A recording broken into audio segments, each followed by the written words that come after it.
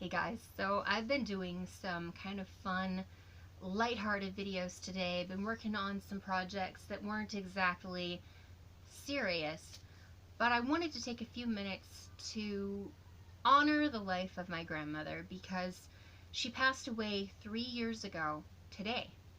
And so my brain has kind of been all on her, and I've been laying awake at night, and my brain will just kind of fixate on that, and then I can't sleep, and my brain just goes over and over and over things.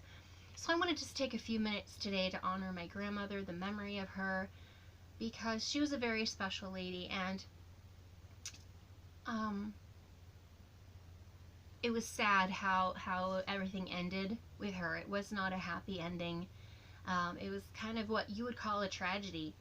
And so she was in the hospital for about let me back up just a bit. And if I meander with this conversation, I apologize, but I'm just gonna do what comes naturally to me.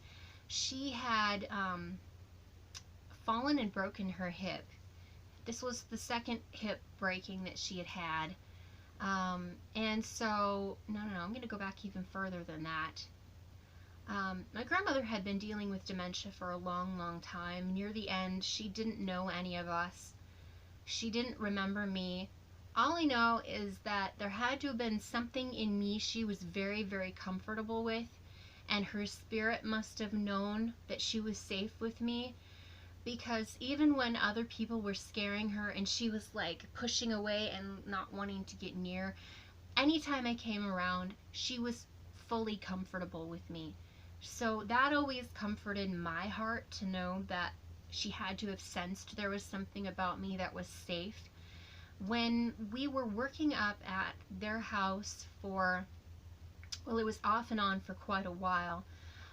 We had to take a break in between. This was probably a year and a half or so. We had been working up at the house so much, we had to take a break in between because we weren't feeling very well. We'd been kind of working in a toxic environment. The house had been abandoned for a while. It wasn't really a good situation. But one day when we were working up there, my grandpa brought my grandma, and it was the summertime. So I think, okay, it wasn't quite summer. This was about a month before she died. But it was sometime in the middle of May, and I could tell just by the way she was acting, she was overheated in the house. She was warm, and I went to her and I said, "Grandma, do you need something? Can I cool you down here a bit? How about a popsicle?" Because they had a freezer left there that they were going to move out just about the last. And so we had put some things like popsicles or ice cream cones in there so that we could have something refreshing while we were working. And so she kind of lit up when I asked her if she wanted a popsicle. And so I opened the popsicle for her and handed it to her, and she wasn't able to grasp the stick very well. So I was just kind of holding it for her and helping her get some bites of the popsicle to cool down. And she kept wanting to take it from me, so she'd take it and then she'd get the sticky all over her fingers. So I'd say, "Oh, look at you, let's go wash your hands." So then I'd take her to the sink and I'd get her hands all washed up, and she'd do it again, and then I'd have to wash her hands again. And about the third time, I finally said something like, "What am I gonna do with you?" And she just looked at me. And I'll remind you, she had been very, very deep into the dementia, to where near the end, for probably the last year of her life, she would just basically mumble. She wasn't making coherent words or sentences. She was basically just kind of a thing. And she looked at me, and she just got this big smile on her face. And she said, completely clear as day, and I'll never forget it, she said, "You're a peach." And even now, that just makes me want to cry.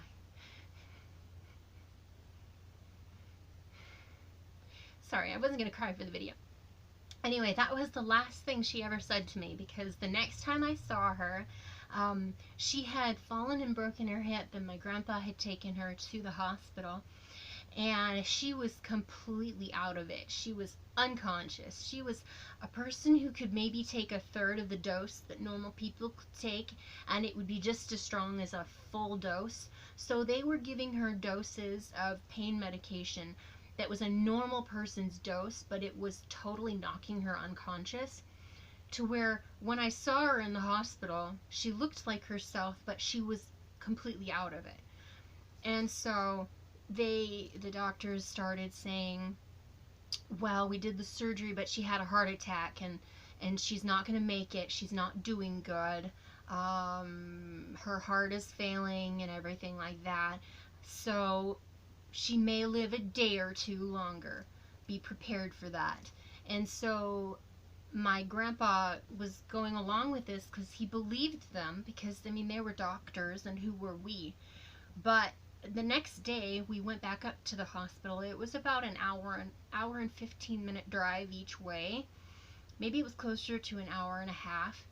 And the next day they came in and told him, this is dire, she's not going to make it. And they talked him into taking away her food and water, because she was unconscious due to the drugs they were giving her, and her heart was failing, and so she's going to be dead in a day or two anyway, so let's just kind of quicken this thing and let's just have it be over. And it was about a week after they took away the food and water that we visited again, and we said, you know, we were asking, why are you doing this? She's still around. Why are you doing this? And we kind of got into a bit of a tussle in the hospital, because we just knew something was wrong, and this hospital wanted her gone prematurely. And we knew her reaction, her physical reaction to the drugs, was way over the top compared to a normal person. So we said, if you just back off on the drugs, she'll come to and she'll be alert again. But they said, well, what's going to be the quality of her life even if she does come back? And so I went home, and I was spending time with God, and I was feeling close with God and praying, you know, in the closest room in the house, which is usually the bathroom for some ironic reason. That's usually where I feel closer to God. Maybe it's because I can shut the door and be completely alone in there. I don't know. But I was praying, and I was just saying, God, why is this happening? This doesn't feel right. Why is this happening? And I was just kind of getting into this mode where I was starting to cry. And I didn't hear words. I didn't hear words at all, which is kind of what I was hoping for. But my eyes were open, and I was crying. And this flash, just this vision, I can't say anything other than it was just a vision from God. I saw this vision of my grandmother lying in the hospital bed. And in this vision, it was completely different scene than what I had seen when I'd been to the hospital. It looked like a completely different room. She was in this bed, and it looked like there was a window, you know, with the bright light coming in. And my grandfather was beside me. And we were just praying over my grandmother while she was lying in this bed. And I'm telling you, this vision had to have been like no more than maybe 2 seconds. It felt like forever, because I remember every single detail of it. I saw my grandmother just lying there, and I saw her spirit jump out of her.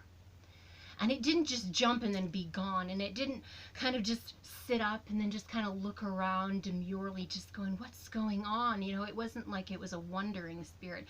It was like the body just broke free, and it bounced up up above her body in the bed, and it just kind of wasn't hovering. It just literally did this full 360 spin above her.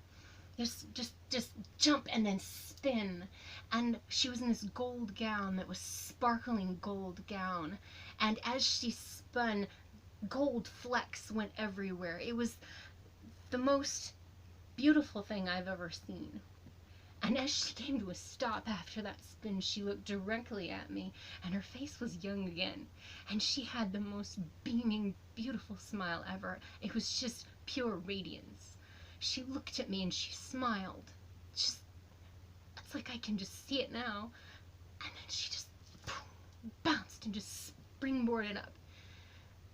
And that was it. I had so much peace after that.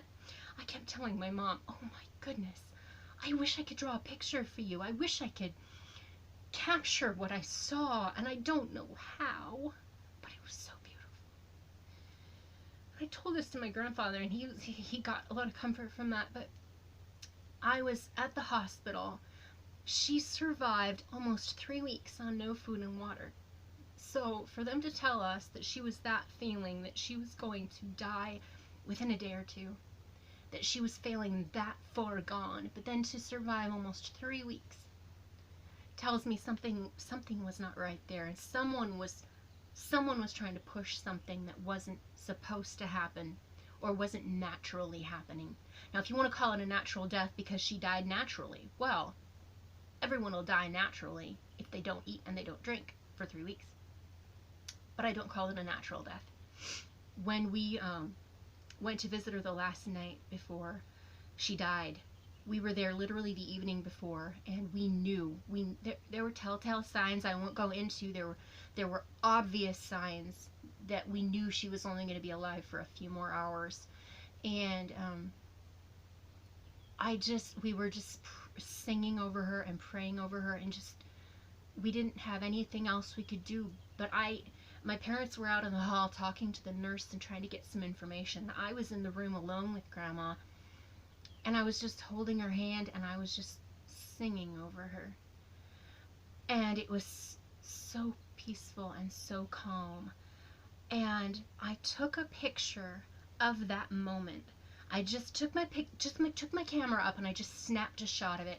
I didn't even look at the picture until a little while after. But when I walked out of that hospital, the last words I said to Grandma, and I wasn't articulating anything, I wasn't thinking, I just looked at Grandma and I just said, Grandma, save a dance for me. Because I know she's dancing. She's happy. She's so happy. I said, just save a dance for me. And on the drive home, which was, like I said, it was about an hour and a 15 hour and a half home, I did something I never ever do. I turned my MP3 player on. Everyone in the car was very, very quiet. Very quiet, because we knew we had just seen Grandma alive for the last time on this earth. And I turned my MP3 player on shuffle. I never, ever do that. Never. And every song that was playing was absolutely fitting for the situation. Every single one. It was like, oh my word. And we decided to stop and use the restroom somewhere. I think it was a Walmart. And right before we were pulling into that parking lot, the song that came on, one of my favorite songs, I didn't plan it, So She Dances by Josh Groban. And that song came on, and oh my word, I was like, the last word I said to her was, save a dance for me, and then this song comes on, and it's So She Dances, and it meant so much in that moment, and I just started crying. I'm like, great, I gotta go into this store now, and I'm crying my eyes out. But anyway, when we got home, we went to sleep because we left there early in the morning. We were so hesitant to leave her. It was like 3 in the morning. And the reason why they let us stay there is because they all knew that she was not going to be there for long. And so when we got home, we went to bed, and we were literally woken up about 8:30, something like that, with the news that she had passed. So not very long at all. I looked back through my video, through my camera and the pictures, and the camera picture that I took of her in that hospital bed, I looked at it, and it was like my vision all over again. It was her laying in the bed, and it wasn't a window. No, it was a curtain, and there was this bright yellow light through it that looks just like a window. It was amazing, because she had been moved into a new hospital room that night I had never seen before. So when I had that vision, I had only seen her in a completely different hospital bed that looked completely different.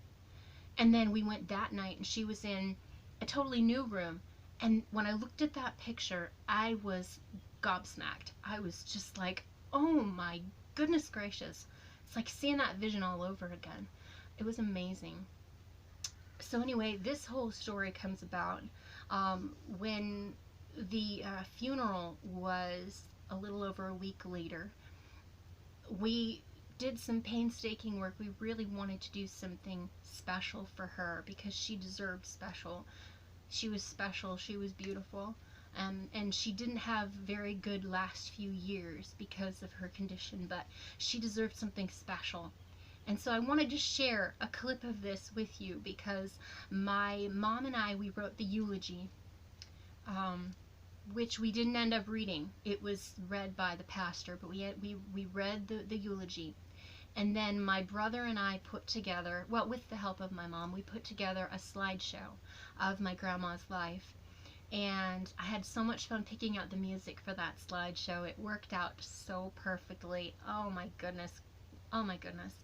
And then I also wrote her a poem in honor of her. And so I wanted to share that, not because you guys really need to get in on this, but because I want to share it with you. I've wanted to do this for the last year or two and just didn't feel like the time was right.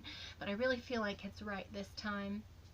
And so I'm going to insert some clips from her funeral service of the slideshow and of the poem I wrote for her.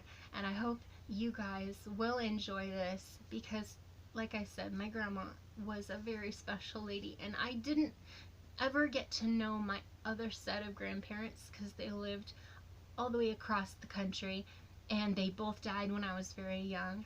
So this was the only set of grandparents I had, and so this one, every time, I'll just tell you a little bit about my grandma.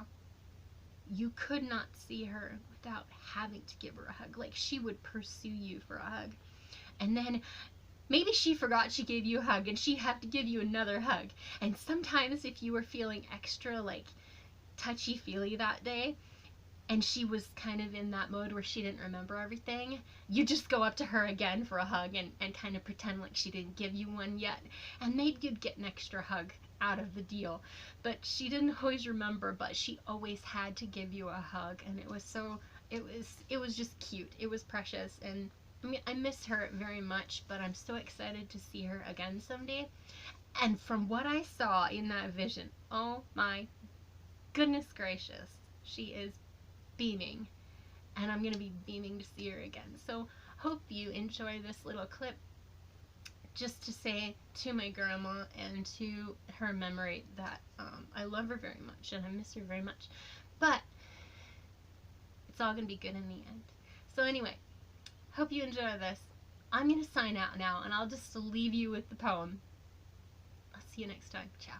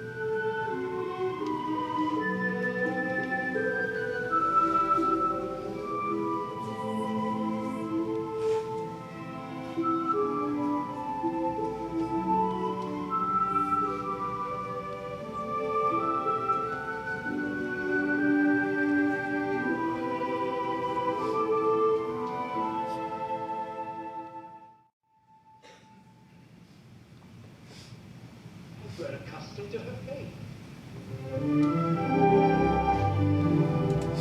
She almost makes the day begin. I've grown accustomed to the tune that she bristles night and noon. Her smiles, her frowns, her ups, her downs are second nature to me now. Like breathing out and breathing in. I was serenely independent and content before we met. Surely I could always be that way again. I've grown accustomed to her look, accustomed to her voice, accustomed to her face. Yes, yes. I'm sorry, this isn't exactly a story, but I wanted to share something. My name's Christiane Lowen, for starters.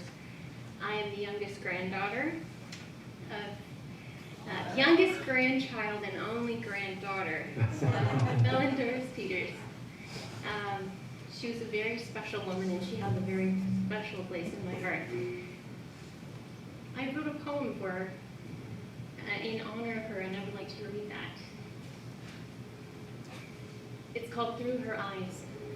If you could see me now, you wouldn't weep. I've a smile on my face and a joy that's so deep. The struggles behind me, the anguish all gone, the peace overwhelming, and the air filled with song. That life was a whisper, a glimpse of what's real. I could never have fathomed how alive I would feel. I'm dressed in fine garments, sparkling white. I'm awestruck by wonders and heavenly sights. The beauty and splendor of crystal blue skies, the gold at my feet and the light in my eyes. I passed from the shadows and darkness of night to a kingdom of riches and infinite light. I'm dancing with Jesus. He's dazzling and he's strong. I'll bask in his sweetness all eternity long. I eat from his table. I drink from his cup. I'm thirsty no longer. His love fills me up. Embraced by his glory and sheltered from harm, his tenderness soothes me. I rest in his arms. There's so much to look at, so many to greet. I'm surrounded by loved ones I cannot wait to meet. My daddy and brother are high on that list. My mother will know just how much she was missed. Though absence is painful and tugs on your hearts, just remember, through Jesus, we're not far apart. I'm really alive, though I'm gone from your sight. My new home is heaven, where we won't say goodbye. Till next time we meet, my dear loved ones and friends, find peace now in knowing my story did not end.